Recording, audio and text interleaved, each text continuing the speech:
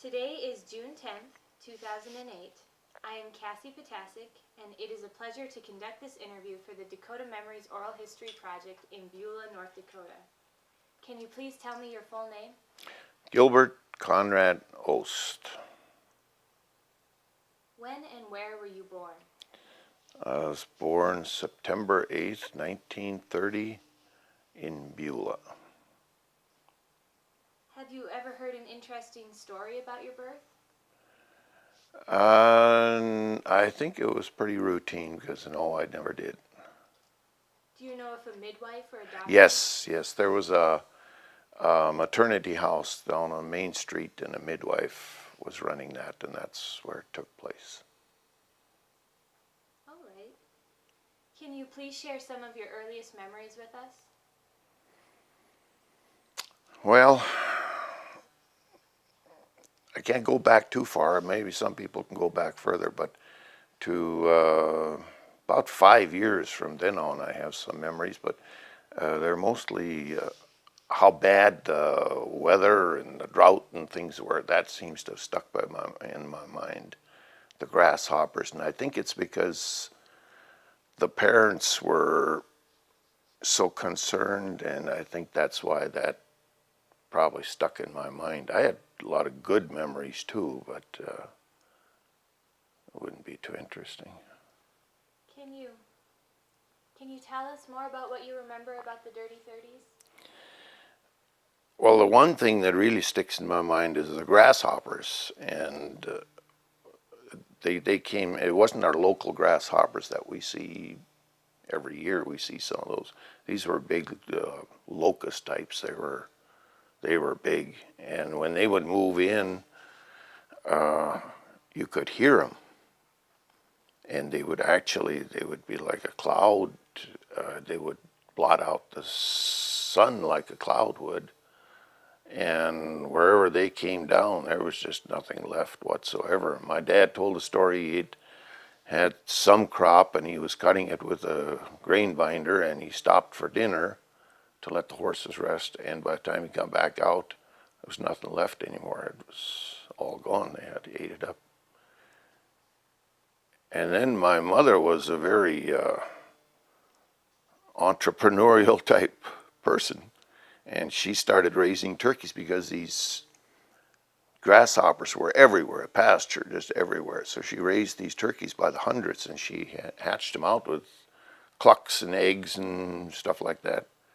And then somebody would have to take them out into the pasture, and they would graze. It's probably not the right word, but they would pick up grasshoppers. And then at a certain time, you had to turn them around and bring them back. And a turkey is a very stupid animal, and I had to outsmart them. So it wasn't just too much of a challenge to do that, I guess, but it wasn't a lot of fun. I didn't really enjoy it. I had a good dog. I had a white collie dog, and he was probably smarter than I was in that respect. He would go around and round them up. And I had to stay there with him because of predators, but I never did see one. And I don't know what I'd have done had I seen one, but I never did see one. So then you had to bring him in at noon, and take him out a little while again after dinner, and that was a good part of my summer. Not too exciting. Did you ever experience any dust storms? I don't remember those, no.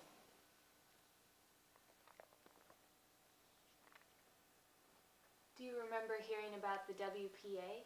Oh, yes. Yes, there were WPA projects. They paid the farmers for a team of horses, and they would take them out, and I think they pulled scrapers with them. I never really saw what they did, but they would fix roads and things like that. And my dad got paid some for a team of horses, and he did some work for them. I don't think it was called WPA. They had a different name for it, but it was the same principle. So, make work project. Do you remember the CCCs? I do. I remember him talking about them, but I was too young for anything like that. But I remember some of the neighborhood boys that ended up going to CC camps. Some of the stories they told. How did your parents keep food on the table during the 30s? They managed to grow most of it. Gardens, which it was so dry you had to haul water to the garden, and that was a job in itself. A barrel and a horse, and then you had to bucket it out and in. So that wasn't, that was drudgery, I guess you could call it. And then, of course, they did a lot of butchering and chickens and all that, and they were pretty self-sufficient as far as food goes. I can't say that we ever went hungry. Sometimes we didn't have what we would like to have had, but we never went hungry. And then, of course, those old German women, with their dough dishes and stuff like that, they had a good variety of that, and it was always good. What were some of your favorite foods growing up? Believe it or not, we ate so much chicken, but that was one of my favorites. In a threshing crew, you'd go from one farm to the next and probably eat chicken at every place, but every woman had a different way of fixing it, and it was always good. Never complained about that. Did you have any foods that you didn't like? Oh, I imagine I did. But right now I can't remember what they were. It mustn't have been too bad. Right. Is there anything else you'd like to share with us about the Dirty 30s? I guess thinking back now, at the time I didn't think much of this, but what kept those people going from year to year? They never knew. They'd dry out one year, and then the next year they'd plant their crops and dry out again, and this went on year after year, and grasshoppers got them. Why they didn't throw up their hands and quit?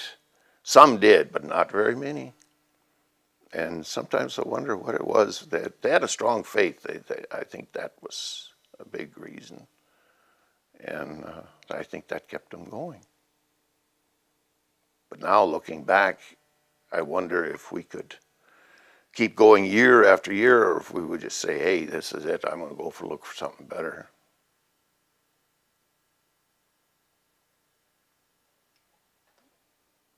Well, you mentioned your parents a couple times, so let's talk about your family when you were growing up. Were you close to any of your grandparents? Not really. One grandfather came and lived with us. My paternal grandfather came and stayed with us. There were no nursing homes at the time, and I think he spent the better part of a year with us, his last year. And he was too old to work, and I was too young to work, so I got to know him pretty well. But it wasn't like nowadays when our grandkids come and, oh my, we're pals.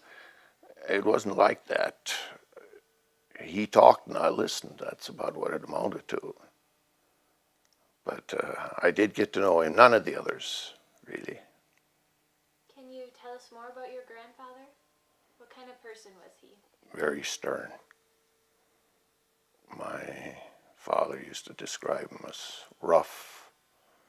I don't know, he had a few other adjectives for him. He was very, of course, coming from the old country and what they went through, I guess it was probably expected. Disciplinarian, that type.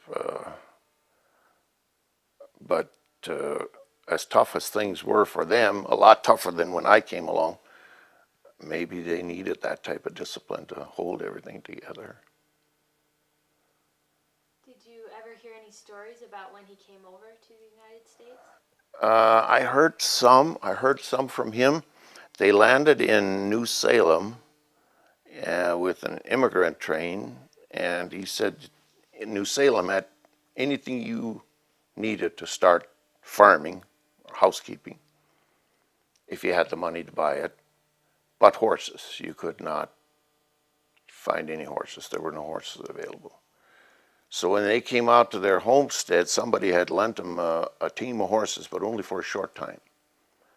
and they tipped the wagon box over, and the girls and the grandmother slept under that, and the boys and the grandfather slept under the stars. But the first order of business was build a house. And they were close to the Fort Berthold Indian Reservation, and they went up there and bought broncs. And he pointed to a tree, and he said they brought him down and tied him to that tree, and that they were not broke at all. And when you put your last money into a new wagon and box and all that, you're not going to hitch these broncs to it.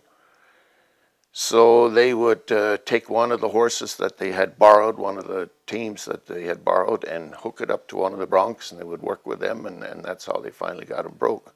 And as soon as they were broke, they would have to return the team that they had borrowed. So horses were a big, big part of it. And the other thing he said, if it wouldn't have been for the help they got from the Indians to get these horses, they'd have never made it. They couldn't have been able to find the horses. It's hard to imagine that a horse was that important, but it was. It was. And the other thing that used to surprise me, they had shotguns, but they didn't have rifles, according to him. And there were a lot of antelope in that valley. In fact, it's called Antelope Valley. But they couldn't get close enough with their shotguns. So they discovered that the antelope, a very curious animal, if they'd set something on a hill, whatever it was they put there, and then they would hide in some brush close by, and these antelope would work closer and closer, and once in a while we'd get one with a shotgun. Then we ate good, he said. But other than that, it was pretty meager going as far as day-to-day food. Water was another big thing. When he got to his homestead, the first order of business was, I guess the very first would be water. And they would dig their wells, and his brother came over here with him and his family. The two families came together. His brother's homestead had flowing springs, and his didn't. He had to work hard to get a supply of water. He would talk about that.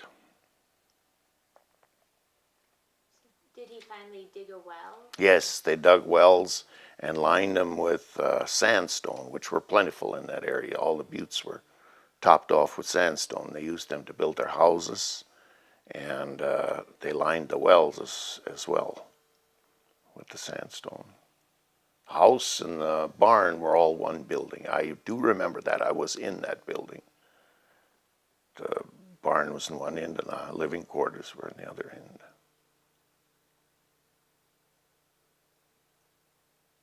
How far away was this home from where you grew up? About a mile. When my dad got married, my grandfather bought some land and moved him over there. But there's an interesting story that my dad used to tell. The road went diagonally up the valley, which runs to the northwest. And my grandfather bought a quarter of land right out of the middle of the valley, and this road ran through it, and he wanted people to go around it on the section line. Well, everybody did except the mail carrier. He would come and he would cut the wire, and they had fenced it and had some horses in there. He'd cut the wire and go in one end, cut the wire in the other end, and go diagonally up the road. And my grandfather didn't know what his rights were, so one day my dad had to take him into town with a buggy and team, and they went to see a man in town by the name of Chafee. There's a street in Beulah Lane named after him. And Chafee was a banker, but they trusted him. And he wanted to know what his rights were with that road. And Chafee supposedly explained to him that it was now his, and the people would have to go along the section line. So the next morning he met the mail carrier with his double-barrel shotgun. and explained it to him. And I don't know if the mail carrier understood his broken German, but he did understand the shotgun, and from then on he went around the section line too. All right. Are there any other things you'd like to share about your grandfather? Like I said, he was described to me as a rough character. And one day he and his brother were digging a spring on his brother's land, which I said the water flowed there. And that's sticky, sticky stuff. You get down to close to the water and it's a mess.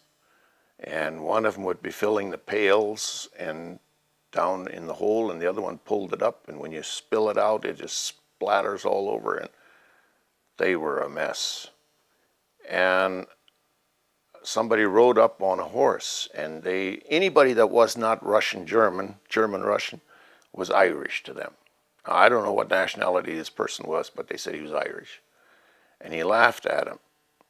Dumb Russians, and oh, they hated that.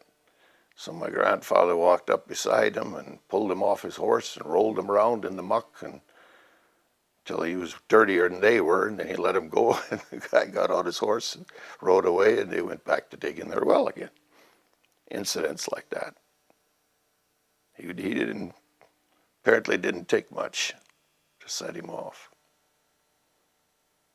Although when I got to know him, he was 80-some years old, and he was mellowed out quite a bit. Do you remember when he passed away? Mm-hmm. Yeah. When was that? Well, it would have been about 1944. And he was 84 years old, which was unusual in itself. Not too many got that old. And my dad used to say he was never sick. And if he was too stubborn to admit it. Do you remember his funeral? Mm-hmm. Yes, I do. Can you tell us about it?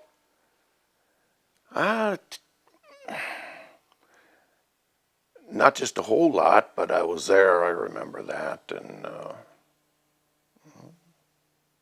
it's a funeral. Did they have sort of a wake or a viewing? I don't think they did. No, the body was kept at the funeral home until the day of the funeral. But that they had done, that was a practice that they had done before. But with my grandfather, it wasn't done. Right. Is there anything else you'd like to share about your grandfather?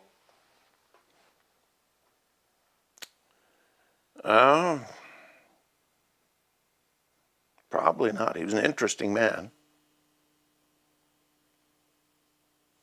But specifics, I can't think of any right now. All right. Then can you tell me, were you close to any of your aunts and uncles when you were growing up? Not really. They were spread out so, and no. They'd come to visit and things like that, but not real close. Did you have a favorite aunt or uncle?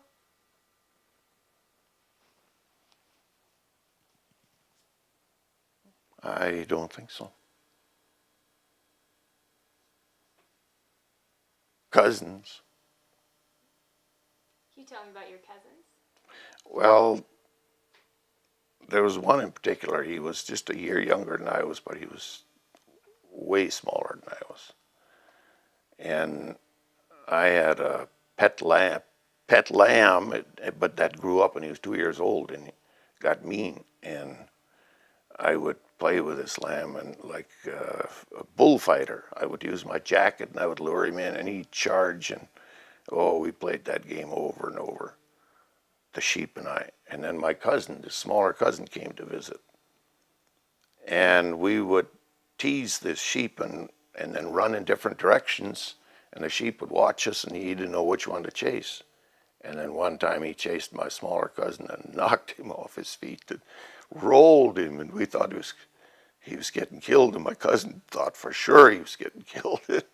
And then my dad come along, and hit the sheep over the head with a fence post and saved the day. But it was for little kids, it was quite an experience. I thought he was dead. What was your cousin's name? Well, later on, he got to being a real tough guy, and they called him Rocky, but at the time it was Ronald Ost.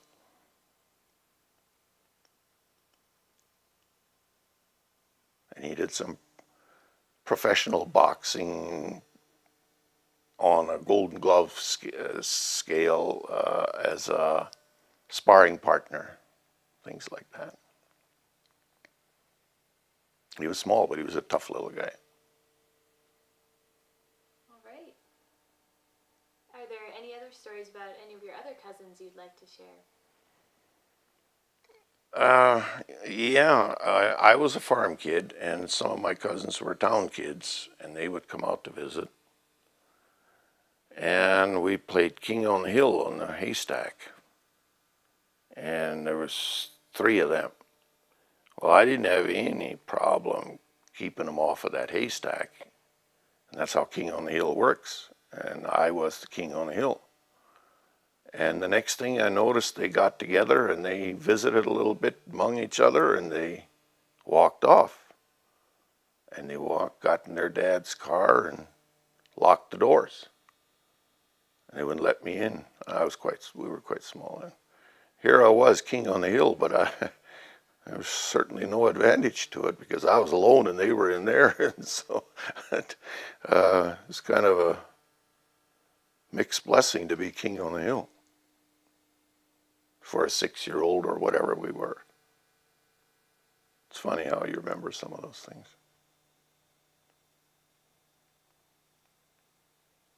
What other games would you play?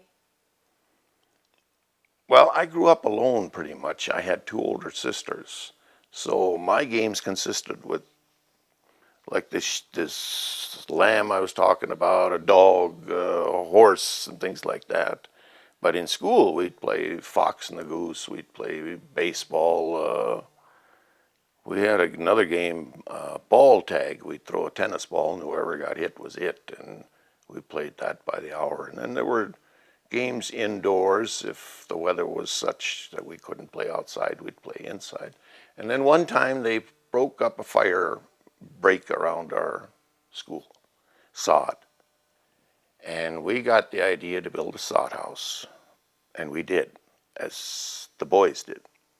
Well, we'd come into school and we were so dirty, it just dirt rolling out of our shirts. And the teacher couldn't figure out what was going on. So one time while we were working and busy, and she came out and saw what we were doing. And of course the sod project didn't go any further. But that wasn't the worst of it. When we were talking amongst each other and planning this sod house, we spoke German. And we got in big trouble for that. And some of the teachers were more tolerant. But now this was World War II, 42, somewhere in there. And I had a right, I will not speak German on the school ground again. And I think as time goes on, it gets long more and more. And I think it was 1,000 times. It was probably only 100 times. But I would write it, and then she would erase what I'd written, and I'd have to start all over again. So that was a big deal. We couldn't talk German. And we grew up German. That was our first language. Did you speak German at home? Yes. And then the churches, of course, whatever we learned there, that was all German. So we were truly bilingual. We could speak one language as good as the other. But it seemed when we got together away from school, we preferred the German for some reason. Now it's just about gone. Right. Can you tell me about your father? Yeah, he was just the opposite of his father. Where my grandfather was a rough character. My father was an easy-going person. We got along good. Where and when was he born? He was born in Russia, 1895. Came over here, he was 7 years old. And farming was his life.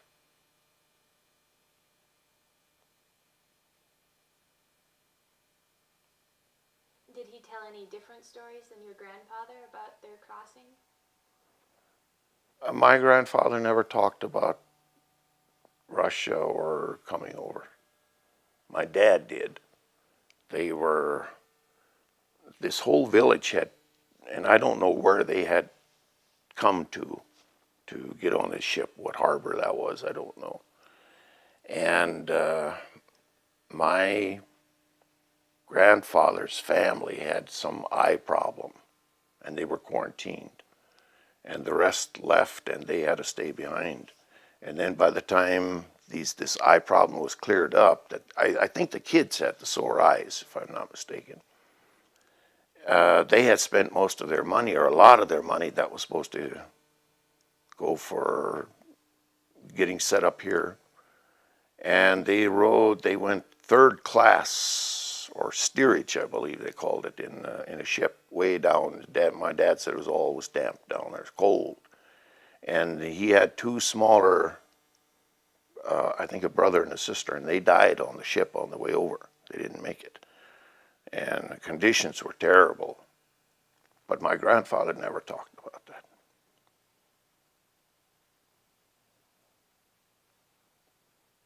And then they buried those kids at sea, and my grandmother never got over that, and she didn't get very old.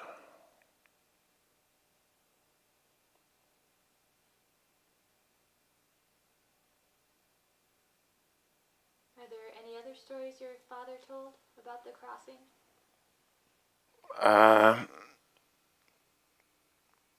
Not so much about the crossing, but he did talk a lot about going to school over in the old country. They went to German school, but they had Russian tutors or school teachers that would come in, and they had to take some Russian classes. He could speak Russian. I don't know if he could write Russian, and of course he was only 7 years old when he came over. But they were then starting to bring the Russian into the German schools at that time. And he did talk about that. My grandfather was not a farmer in Russia. He was a blacksmith by trade. So he set up a blacksmith shop on his farm here, on his homestead, and he did some work for the neighbors and things like that.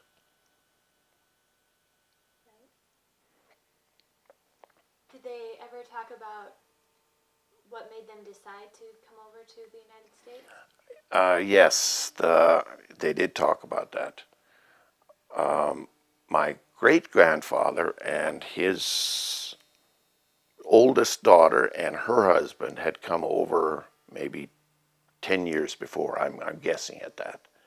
And they started writing letters back. And my dad would say they had a good life there. They lived in town in this clean town, and they had fruit trees, and of course it was a lot warmer. They were down by the Black Sea, and it was a lot warmer there. But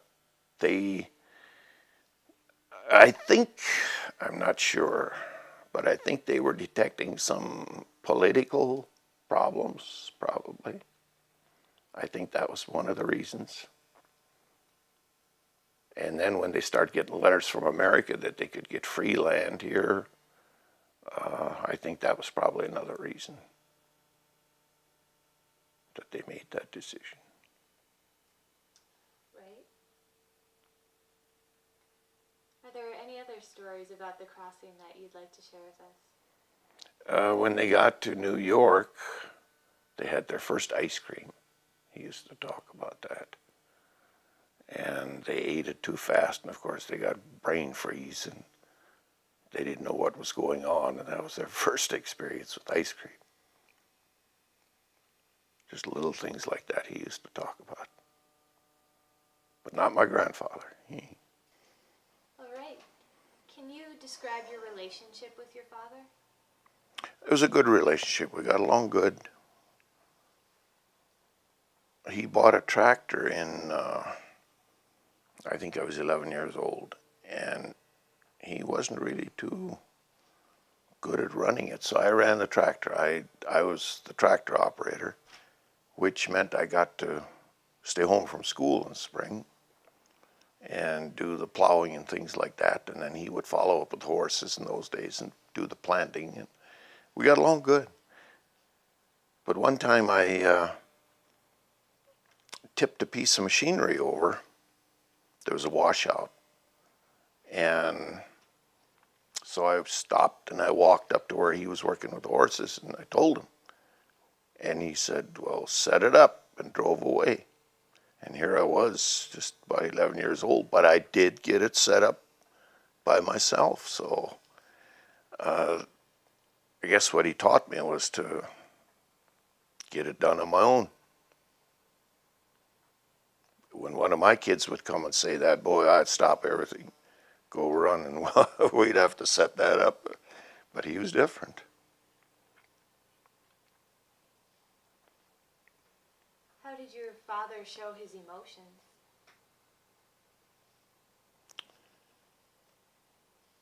I'm not sure. They didn't show too much emotion, I guess. If he was angry, he showed that. If he was sad, he showed that. But other than that, day to day, it was pretty even keel. Right. How did he cope with hard times? Well, that's when I grew up. I remember only hard times, and I thought he coped very well with it. Although there was times of despair, of course, and discouragement and things like that. And then one of his brothers left out there. He had 4 brothers that farmed there, and he had 4 cousins that farmed there. So there were 8 of them trying to make a living. Well, by the time the drought was over and the 30s were over, only 4 were left. And every time one of them would leave, that was quite an adjustment to make. And then some went out to Montana, some went further on west, and they all did rather well. But as they lived there and when they left, they thought farming was the only way to make a living. So that was quite an adjustment for them. One of them moved to town, worked the power plant. He had a better life than any of them on the farm did. But they didn't know that when they got off the farm. One of them lost his farm. That was a cousin of his, and for taxes. And they used to say how much it was. It wasn't very much money, but they just couldn't come up with it. So there was a sheriff's sale, and they weren't going to get anything out of that. So they loaded all their stuff into their old car, milked the cows in the morning, just like they always would, and left, went out west. And the sheriff came, sold everything out, and that was the end of that.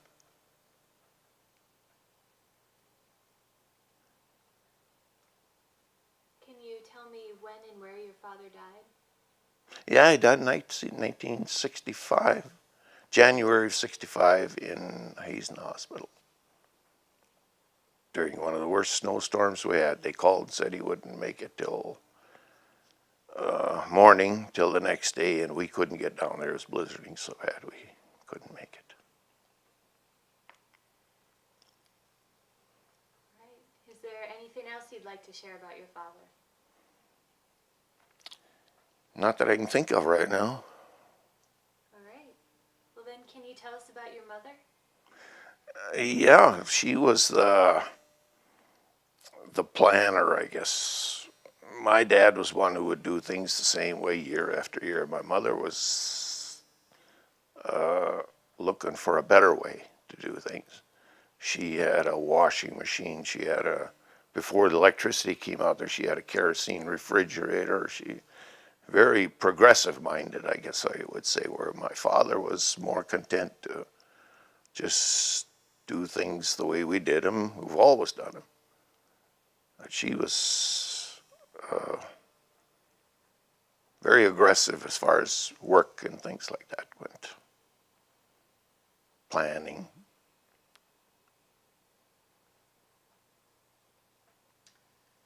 Where was she born? She was born in Expansion. That was a little town straight north of here. It was right on the river bank. I've got pictures of it. It's underwater now. When the dam came in, it flooded it out. But that's where she was born. Can you describe your relationship with your mother? It was a good relationship. I challenged her, of course, like every little kid did, but for the most part, it was good. And how did she express emotions? She was a little more stern, I would say. She was a no-nonsense type person.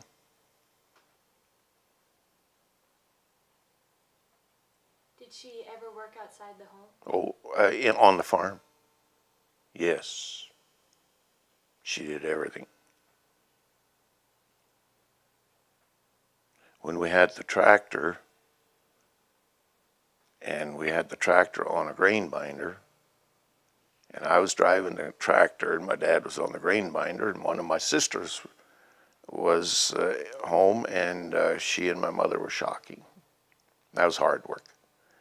So one time when we came around, she stopped us, and she said, "You get down here," she said to me, and shock, and I'm going to drive that tractor. Well, she had never driven one before, and she did a terrible job. She was weaving all over the place, and my dad tried to stop her. Something had gone wrong with the binder, and she wouldn't stop. She didn't hear him, so he threw his cap, but she wouldn't stop. When they got around to where we were shocking, she stopped. She said, "You drive it." So from then on, she didn't try that anymore. It looked easier than it really was, I guess. How did she cope with hard times? She was a strong woman.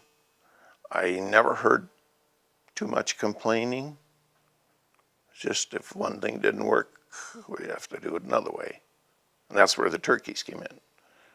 The grain wasn't coming through. The cows, it was quite a job finding enough feed for the cows, and so they weren't milking too good. So I think that's when she started thinking about the turkeys and using that resource that all of a sudden blew in on the wind, the grasshoppers. And it did work. She could raise those till they were quite big, I would say maybe August or so, and they didn't require much feed. Just they could pick it up.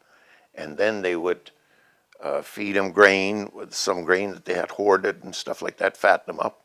And the thing in those days was the turkeys were butchered out on the farm and shipped to Minneapolis in barrels for the Thanksgiving market. The turkeys were not scalded like you would a chicken. They were hung upside down alive, and then they cut the vein inside of their beaks, and they would bleed to death. And that's what they had to do so they could pick them without scalding them. And then they let go of their feathers, is the way they put it. And then when the rough feathers were picked off, then the women would be in a warmer place. This was getting cold already. They'd have a warmer place, and they went in there, and they would finish cleaning them, and they had to hang them up over the night in some building, and then the next morning they were packed in barrels, and they were not drawn. And this is the thing that amazes me to this day. Those turkeys were not drawn, and they were put in barrels, and then we had to bring them down, and the goose, that's what our local train was called, the galloping goose, came through about 6 o'clock. They would load those barrels on there, wooden barrels, and ship them to Minneapolis, and then in a few days she'd get her a check. And they'd be graded good, and some were blue, and they would bring a little bit less money. So that was the process then. I don't know how those turkeys kept. They were not drawn. Everything was still in them. Heads were on it, feet, everything was still there. Would never work today.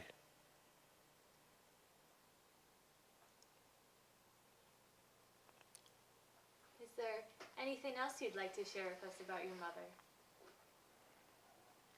Well, other than we had a kerosene refrigerator and could make ice cream in the summer, that was pretty nice. And some of the other things, like I said, she was a very progressive type person. How did you make ice cream? She would mix it up and, she'd mix it up, but we could make ice cubes. That was a big thing. In the summer, we had no ice, and she could make enough ice cubes so that we could put it in the crank-type freezer and make it that way.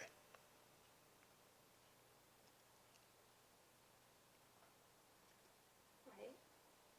When and where did your mother die? She died 6 months before my dad did. She died in August of '64, and she died at the Bismarck Hospital. They didn't get very old. She was 64. They were both in their 60s when they died.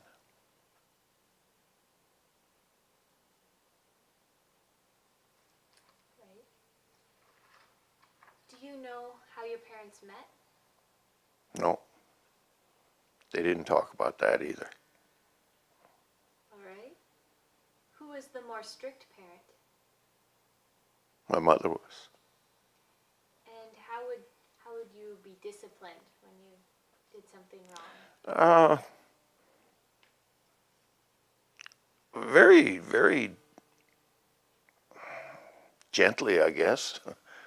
I probably deserved a lot more than I got, but discipline wasn't a big thing. Which of your parents influenced your life more? I guess in some areas, I couldn't say that one influenced me more. Some areas my father, and in some areas my mother, and I would say they both had equal influence. Right. What did they do for pastimes? That's a good question. They didn't have much of that. They did a lot of visiting. That was a big thing in those days. The neighbors, friends and things like that. There was a lot of that done. And a lot of times company would come, this was Sundays, come home with them after church, and then of course everybody, when the milking time come in, they had to go home and do their milking, and sometimes they got together again after milking and things like that. They played some cards, but I asked my sister one time why our dad never played cards with, he would with us kids, but otherwise he wouldn't play cards. And she was older, and I said, why? Why was that? And she said one time in our kitchen there were 4 men playing cards. He was one of them. And his brother-in-law got so mad at him because he played wrong.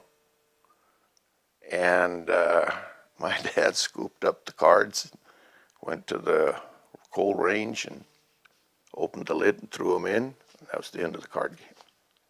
And he wouldn't play after that. He did with us kids, like rummy and things like that.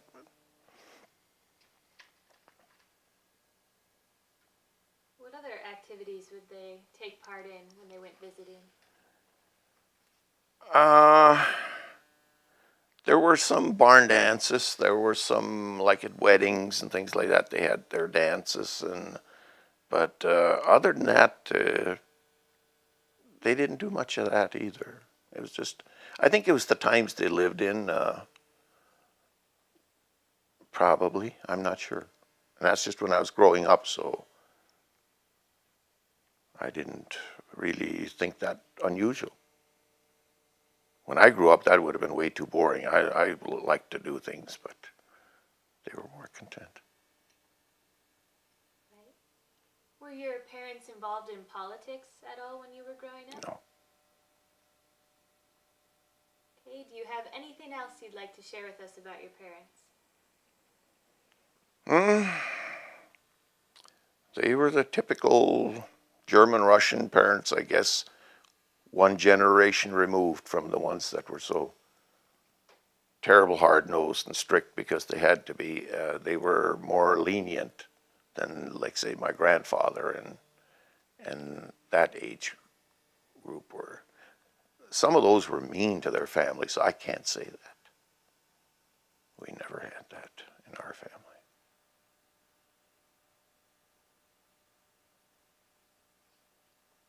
Right. Can you tell me how many children your parents had? 3. Can you tell me the birth order of those children? My oldest sister, Ruby, and then I think there's about 2 years age difference there in my next sister, Esther. And then about 5 or 6 years later, I was born.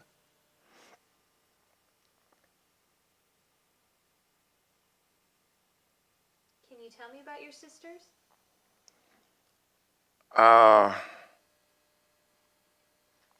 Not a whole lot, I guess, because I was quite a bit younger than they were. I didn't have much to do with them, except my youngest sister.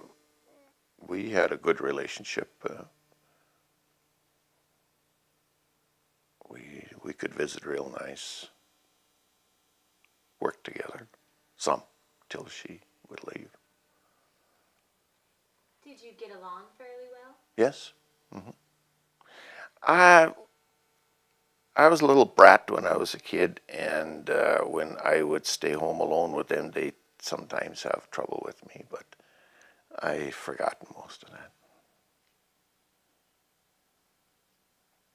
Was there any competition in the family between siblings? I don't think so.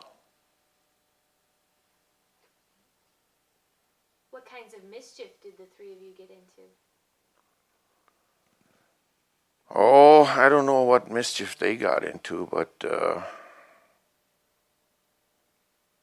I got into a few mischievous acts, I guess you could say. Raiding watermelon patches and things like that. Nothing earth-shaking, but having egg fights in the chicken coop and throwing raw eggs, and then later on, of course, somebody came to gather the eggs and there weren't any that night, and things like that. Get in trouble for that. Right? What was it like when your sisters left home?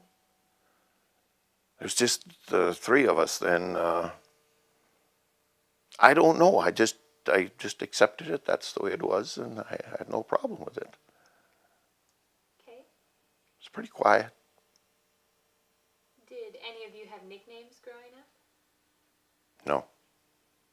We weren't that kind of family. Right. Is there anything else you'd like to add about your sisters? I can't think of anything. All right. Well then, let's move on a little bit and talk about where you went to school when you were growing up. The country school was just about 3/4 of a mile from my dad's farm. It's set on our land, on the end of one of the quarters, and that's where we went grade 1 through 8. And because it was so close, we walked. My dad never hauled us. We walked all kinds of weather.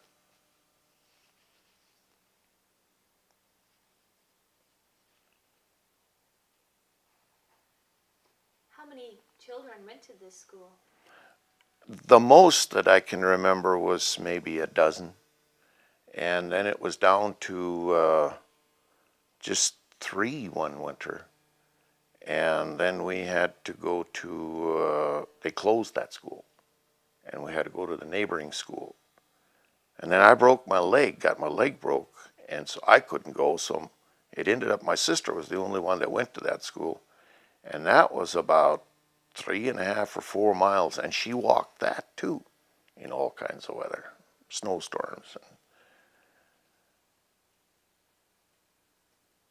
Can you describe the building, the school building? It was, at the time it was huge, I thought. But the building is still around, and now when I drive by it, I can't believe that all of us fit in there, and all the activities that went on in there and what we all did in there. It wasn't very big. I just had a little hallway when you come in, and that's where our coats were at. And the inside was pot-bellied stove and sitting in the middle, and desks sitting around. We had double desks, teacher's desk facing us, that type of arrangement. One time we pulled a prank. We set up, and we were going to, I think there was a teacher we didn't like. That's how it started. So we set the teacher's chair up on her desk, and then we put the coal pails on top of her chair, piled stuff almost to the ceiling, tied a rope from the leg of the chair, which was now on the desk, to the doorknob, so that when she would open this, there would be all kinds of racket going on. What we didn't realize was that there was a school meeting there that night, and instead of playing this prank on the teacher, we played it on one of the directors, who was scared half to death. He told my dad, he ran out to his car, he didn't know what to make of it. It was quite a racket. But we didn't get the teacher, the one we were really after. Did you get disciplined for that one? They never found out who did it. They wondered. I remember my dad and this other director talking, and of course Dad never suspected it could have been his son. But can you tell me about your teachers? I got along real good with most of them, except that one, and she was, a lot of our teachers were German, Russian heritage, and I think they were the ones that were more tolerant of the language barrier. But then we had one whose name was Olson. Of course, she was not German, Russian, and she was tough. She was the one that made us write, "I will not speak German again," and all that. And that's the one I remember. I don't remember the good ones, but I remember that one. She was a good teacher, but in that way, she wasn't very understanding. Right. Did you have a lot of homework? I never had homework. Maybe should have, but one time a teacher sent a note home. I was misbehaving, probably. And a teacher sent a note home for my dad in a sealed envelope. I was walking home, and I opened that envelope, and I read what she said about me to my dad and what he was supposed to do. And I thought, he ain't getting this. He ain't going to read this. And I threw it away. But I shaped up. So she thought my dad had done what he was supposed to do, and he never found out about it.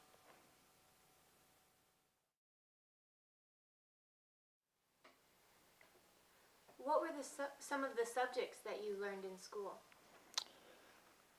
Oh, arithmetic, history, agriculture. We had one class, English. Must have been more, but I can't think of it. There was no Phi Ed in those days. We had our own. They'd turn us loose and let us run. Build sod houses. Did you have any music classes?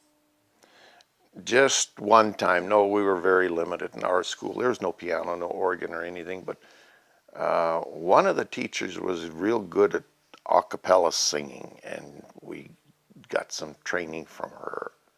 That was neat. I liked that. What was the attendance situation like in your school? As far as perfect attendance or things like that, it was pretty good. Most of the kids were there regularly. I had perfect attendance a number of years. Got certificates. students ever have to stay home and help work? Not, no, that really wasn't a big thing. Were you a good student? I thought I was, but sometimes the teachers didn't agree, like that time when she sent that. And I didn't think I had done anything bad, really, but she saw it different. But after that, we got along good. I shaped up. Right. What's your favorite memory about going to school? Oh, I guess just it was fun. The interaction with the kids. Not my favorite memory is probably not so much about the learning, but we had a good time. We got along good. School was a breeze for me. I never had homework. It wasn't much of a challenge.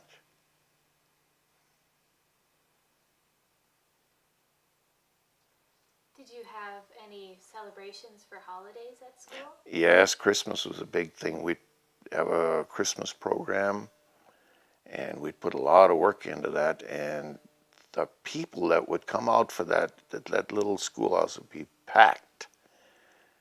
And when that curtain opened up and you looked out, you talk about stage fright, boy, that would hit you like a ton of bricks. I remember that experience very well, but it took a while to settle down, and then things would go pretty good. But people, not just from our own neighborhood, would come to just. There was so very little entertainment in those days. Again, this was war times, and they'd come to school plays. Do you remember any of your roles in the school plays? Yeah, as a cowboy. I don't remember some of the others, but I remember that one as a cowboy. There's 4 of us sitting around a campfire with flashlights underneath.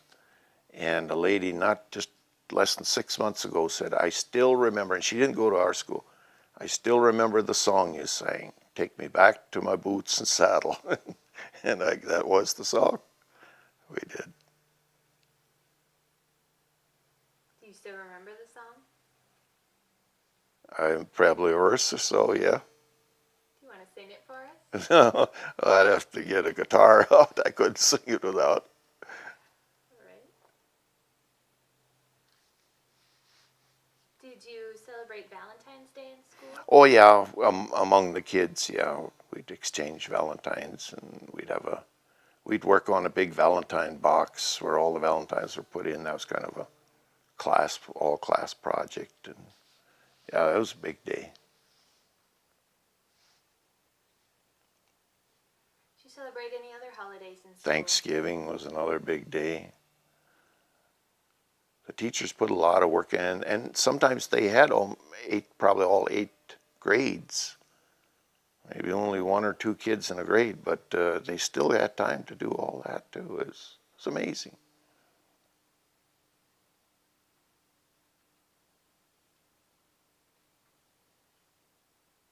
Right. When you went to school, what would you bring for lunch? Or whatever, it was always cold lunches, and whatever, if it was butchering season, sausage and liver sausage and things like that. If it was before that, it was probably cold chicken. One of my favorites was peanut butter and bananas. That was a good sandwich for me. And another thing, they had commodities that they brought to the schools in those days by the truckloads of them.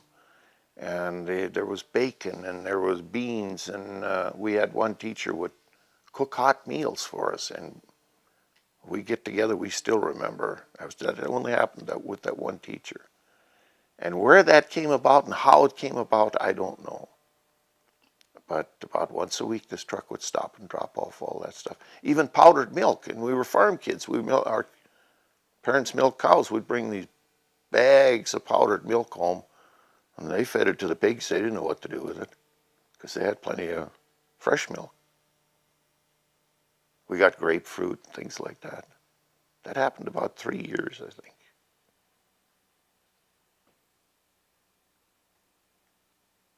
Right.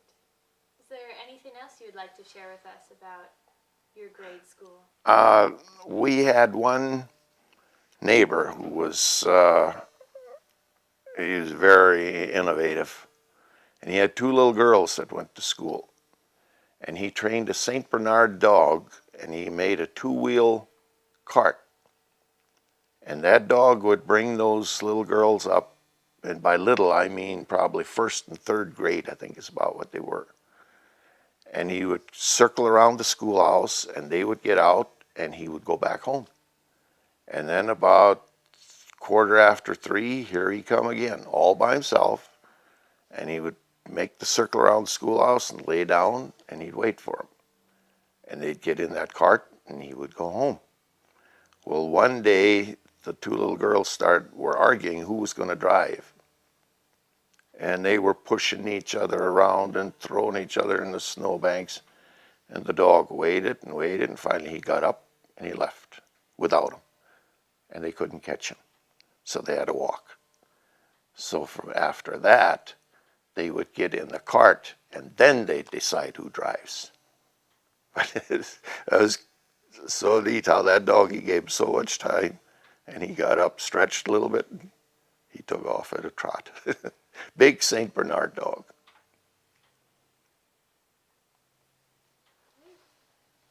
Is there anything else about grade school? I'm sure there would be. I'll think of something right now. I can't think of it. How important was getting an education to your family? I guess probably not as important as it should have been. My sisters never had a chance to go to high school. One of them got married real young, and they went out working. And then I wanted to go, but in the first place, the year I started, as this was World War II, all the able-bodied men were gone. So the threshing crews were kids. And I was a month late getting started. We had to follow the threshing crew around. So it was real tough making up that month. And then besides starting in town, a farm kid starting in town, that was tough too. I knew some of the kids, but not too many. So that was a big adjustment. But it didn't take long, and I caught up to the rest, and I was doing good. But then, like I said, I had to stay in town. There was no gas. That was the days you had, even if you had the money, when they had an A stamp, you could get 5 gallons of gas a week. And then a B stamp, I think, gave you another 8 gallons. So there's no way of driving every day. I had to stay in town, which meant that my dad had to do all the work alone. By that time, I was doing carrying a lot of the load myself. So in the spring, when cows were calving and he couldn't get along, I said, I think I'm going to quit and help you. And he said, good. And that was the end of the education. So had it been a little important to him, he'd have probably found a way. I don't know.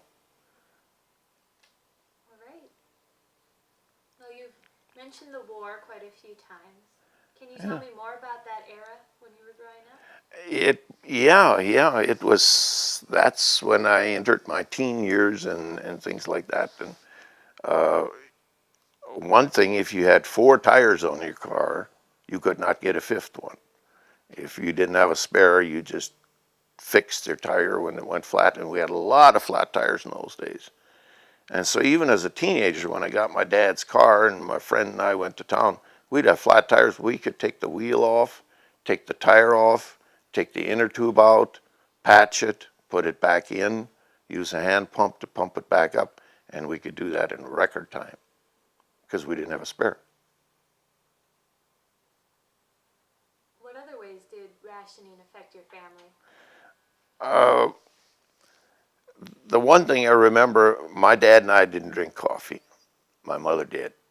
But each of us got our coffee stamps. So she would trade with other women who didn't have enough coffee stamps, but they probably had more of something else than they needed. So they would trade back and forth that way. I remember that.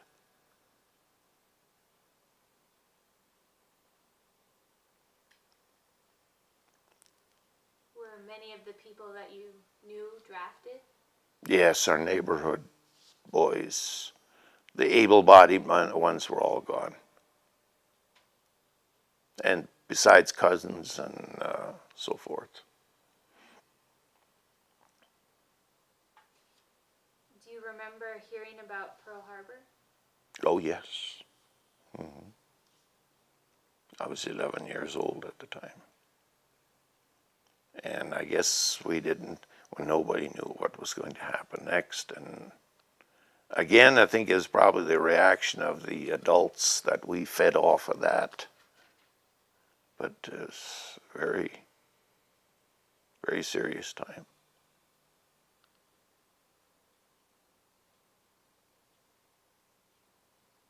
Is there anything else you remember about World War II?